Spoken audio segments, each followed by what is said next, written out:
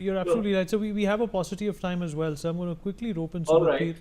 Sumit, in fact, the Americans went to war against the Iraqis, right, for biological weapons, right, which are perhaps not as harmful as a nuclear weapon that Pakistan holds, even the tactical ones.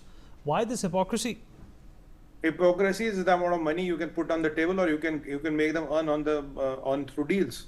If you can put, if let's say Tubar Khomeini can put 10 trillion on the table, I think Trump will sing a different tone altogether. It's as simple as that. So these put 600 billion, that they're talking of altogether different tone. You're taking stands with Jolani, and look at Kurdistan. In Kurdistan, Vineet, there are these ISIS terrorists who are in a jail which Kurds were holding. There were 2,000 US Marines. Trump came, reduced them to 800. Now we are hearing that they will be pulled out. What will happen to Kurds? The Turkish will come and they will settle all the Kurds. What will happen to those prisoners? Imagine, what is his name? Tayyip Erdogan's foreign minister, Fidan Hakan, said that Jolani ISIS terrorist will control these ISIS terrorists which Kurds were holding in the jails in Kurdistan. Because Kurdistan has oil. So at the end of the day, it's all about money. So Kurdistan and oil. Turkey is interested in that oil because it makes money for them.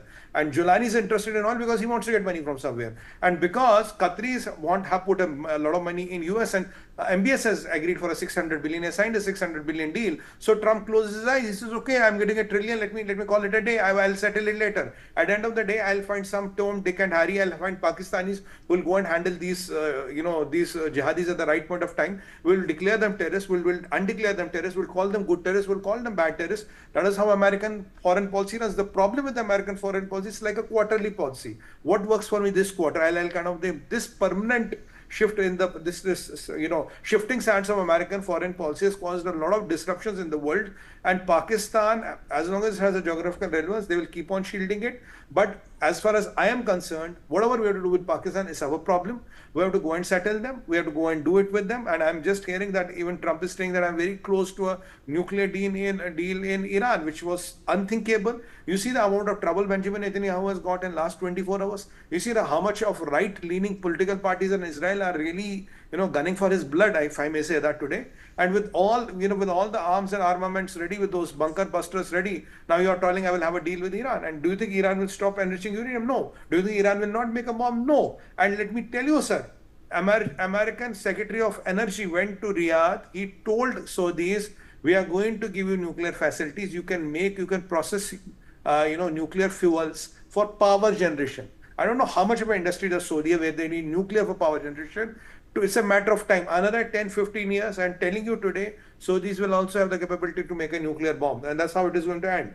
And it is Trump who will give it to them because he wants trillion, 5 trillion, I don't know how much from the crown prince, as long as he foots the bill. Oh, then the strategy is, or the mentality is, let's get the money today. Well, let's make a problem later on. We'll say how to settle it. Now, if you give enrichment facilities to Saudis, do you think they will not think of making a bomb one day? They will. And you will give them all the guidance, you will give them all the fuel, you will give them every assistance, because MBS can put $1 trillion on the table. It's as simple as that.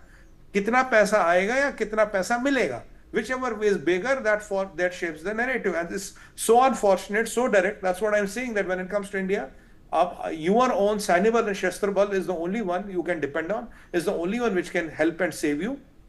And if you look at the history, whenever the boundaries of India have become porous, we Hindus have ended up paying jizya.